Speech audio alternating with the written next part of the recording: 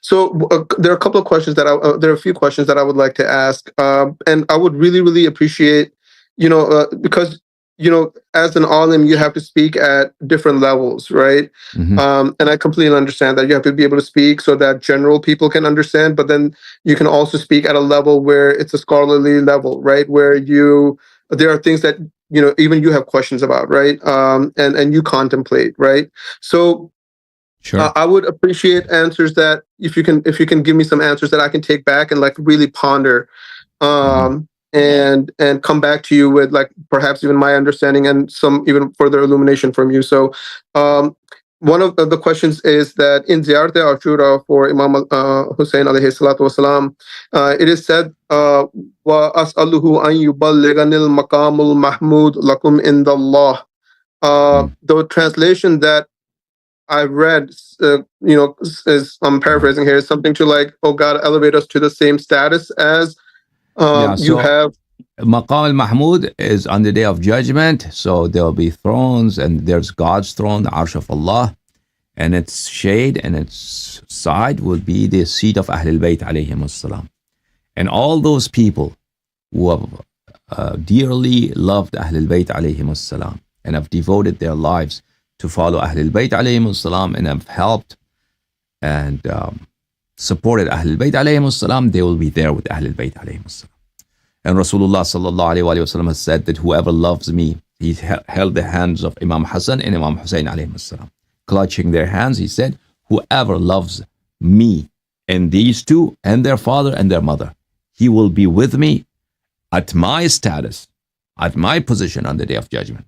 So narrations in this regard, that those who believe in Ahlul Bayt alayhim salam, and those who follow Ahlul Bayt alayhim salam, and those who dearly from the bottoms of their hearts love Ahlul Bayt alayhim salam and support Ahlul Bayt alayhim salam, right? They will be together with Ahlul Bayt alayhim salam in every station. And in paradise too, they will be with them. Yeah, absolutely. So in the Ziyarah of Ashura, you supplicate to God, supplicate to Allah. You ask Him to help you to reach, to be with them on the day of judgment. So the being in the same status, is that in physical location, or is that in terms of spiritual nearness Absolutely to physical. No, no, Allah? absolutely it's physical. It's physical. Yeah, it's a place. Okay, good. Thank you very much. Um, Sure. many and these things I've been kind of curious about. Many months ago, I saw a video of yours in which you mentioned that Allah Subhanahu wa Taala has blessed you with some knowledge that even you're proud of, right? And that you don't believe that any other alim has, because it's unique and specific to you. And you've discovered some things within Islam that are of such caliber where you have not ran across them in your entire knowledge career. So therefore, it's a unique blessing of Allah Subhanahu wa Taala to you.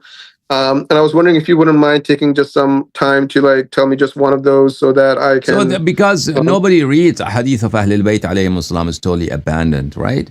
So there are lots of things hidden in the pages of books, lots of things that scholars have sure. skipped them through centuries. Centuries. Hmm. Our hadith remain virgin, remain untouched, remain unexplored. Therefore, if any person reads the sayings of Ahlul Bayt alayhim salam and contemplates and considers them and thinks with some profundity, he will find many things that are new to him, and they're not mentioned in other books and other places. So yeah, of course, yeah, there are many things, and I've not made a list of how many things. They're tremendous. There are many things. Absolutely. Yeah, if you aren't, it would be really amazing if you could make a show of or a lecture of those things. Okay. That you could share with people. I would certainly. I know I would benefit tremendously from that, and I would really, really appreciate it. Um, Inshallah. and so, along the same lines, I had another question that if you can tell me some things that you find absolutely fascinating and like sort of like mind blowing about Allah Subhanahu wa Taala and Ahlul Bayt alayhi salatu wasalam through your readings that really made you fall even deeper in love with the religion of Islam and how beautiful and how perfect and how immaculate it is. If something that just comes to mind, something that I can take with me, I would appreciate it. But if you need time to accumulate it and make a Everything lecture on it. about the madhab of Ahlul Bayt alayhim salam, everything is so beautiful. Everything is so captivating, and it's so endearing to the heart. Not one thing, right? All their teachings, their akhlaq, the way they lived, and the way they talked, their teachings, and how we should spend our lives, and then their instructions for us, especially the acts of worship of God, to how to speak to God, because that is the foremost truth in the world. Who is our creator?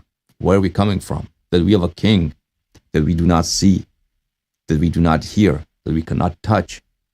And he's all hearing, all knowing. What words are appropriate to him, to address him, how we should address him, how we should talk to them. Ahlul Bayt alayhim salam have taught us that.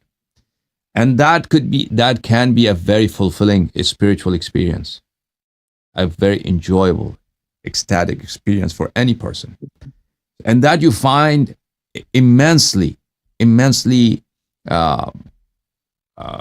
prevalent in the teachings of Ahlul Bayt alayhim salam. How to consider the Lord, the Creator, God, how to view Him and how to worship Him and how to talk to Him, how to make your bond stronger with Him. And our books of du'as, books of worship, and in what physical conditions, what hours of the day and night, what days of the week, what are the appropriate times, all of that, right? That you can never, by your mind, human mind can never discover them. You can study literature, you can study science, but you will never discover these truths. How is the Lord like? Scientists don't know. Nobody knows except Ahlul Bayt alayhim salam, because they are coming from the Lord. God has sent them. Allah has sent them, right? So that's just one aspect of their teachings, but that's very important. Very important. So that we find our place in the universe, that we are very tiny, minute, inconsiderable, forgettable, nothing creatures, absolutely nothing, so powerless, so little, so transient. Allah is all that powerful, all beauty, all majesty, all glory. And then how we can become His friends, how we can become His companion, how we can converse with Him, and how to hear Him talk back to us, right? That is the teaching of Ahlul Bayt alayhim salam. And look at Ahlul Bayt alayhim salam, how they talked. Amirul Mu'minin alayhi salam khutbas, his sermons, right? How every sermon he speaks, it starts with talking about God. Every sermon. In very eloquent terms, he doesn't tire from saying His attributes. In most beautiful words, teaching us how the Lord is. And the du'as of Amirul Mu'minin alayhi salam, du'as of Imam Zain al-Abidin alayhi salatu wassalam. It's so sad. It's so sad. We lived our lives and nobody taught us these words. Nobody. They remain in books, printed in the libraries. Nobody opens this for us. When we were growing up, nobody taught us, right? And some of us discovered them on their own. And still they are hidden. And if you try to teach to people, the backlash, it's strange. It's very unbelievable, the backlash from Shias themselves, let alone the other congregations, other communities, is very powerful and it's very discouraging. At any rate, thank you, Abbas. You take care, brother. May Allah bless you. Can I ask you one more question, if you don't mind? Go ahead, please. Yeah, sure.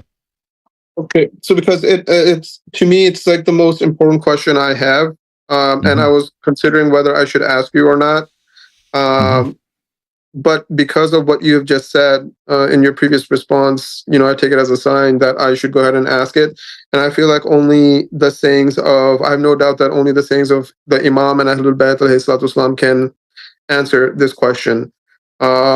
And so my question is, and I'm going to set this up just briefly so that you understand that where my understanding is, no matter where the human being is born, they eventually end up to the conclusion that there is one God, right? Through all of the trials that they go through, or whatever that stages may be, they come to the conclusion they can, if they're using their intellect, that they're coming to one God, right? And then they can come Mm-hmm. to the conclusion that we're all this his creation, the universe is his creation, etc., etc. And so there's only one Allah subhanahu wa ta'ala. He is such that no one can keep company with him. And he has never been begotten, nor will he beget, etc., etc. So I understand Tawheed and all of this other stuff, right? So my one question that I'll come straight to, and I'm hoping that you can understand essentially what's behind it, right? Mm-hmm. Is how is it that Allah subhanahu wa ta'ala is? So my question isn't, is Allah subhanahu wa ta'ala How it is that he is? Yes, if that How makes is it that? sense. What do you mean? How it is that he is? So What is the cause of his being? You're saying? no. There's no cause of his being. He's the cause of all Okay. causes, right? So I Okay. understand that part. My thing is when I contemplate Allah subhanahu wa ta'ala, right, and I go Mm-hmm. to the depths that my mind can go, I understand that we cannot say that he is somewhere, right? We cannot say Mm-hmm. that he's like in any realm, any dimension, or etc. like that, because that would be limiting to him, right? And Mm-hmm. thereby there are not any limiting characteristics that we can place on him, right? Or anything like Okay. that, right? So Mm-hmm. there's a limit where our minds stop the ability to contemplate, right? And he is Mm-hmm. like, I can't even say he's in that realm because once again, that statement in and of itself is limiting, right? So what Okay. I'm saying is Allah subhanahu wa ta'ala is. I understand Tawheed. I understand, like, to my best of ability, what Imam alayhi salatu wasalam have taught me how he is, right? So my question is, with all of that, keeping all of those things in mind, the question that comes, that's sort of like the ultimate question is, how is it that Allah subhanahu wa ta'ala is? If that I makes don't understand sense. what you're saying. I don't know how that he. Okay. We don't know how he is. Allah subhanahu wa ta'ala, these is numerously mentioned in the hadith of Ahlul Bayt alayhim salam. Allah subhanahu wa ta'ala, there is no how about God. That how he is, right? بل يكيف الكيف بلا كيف. He Oh, created okay. how. He created how without being how. So there's no Mm, there's we know his attributes and other things that we say how about them. They are limited, so we observe them. They're either soft or they're hard or they're distant or they're close or they're black or they're white. All these things that we describe things how they're material things, howness. mhm. The answer to how, right? But if something is unique, if something is not material, so there's no change in him, no flex in him, and he cannot be seen, he cannot be touched, he cannot be heard. Only we know that he exists, and he's all powerful, he's all knowledgeable, all hearing, all seeing, everything he knows, all powerful, all compassionate, and he has created things with great wisdom, right? That's all we know. But other than that, we don't know. He doesn't have Okay. howness. Yeah.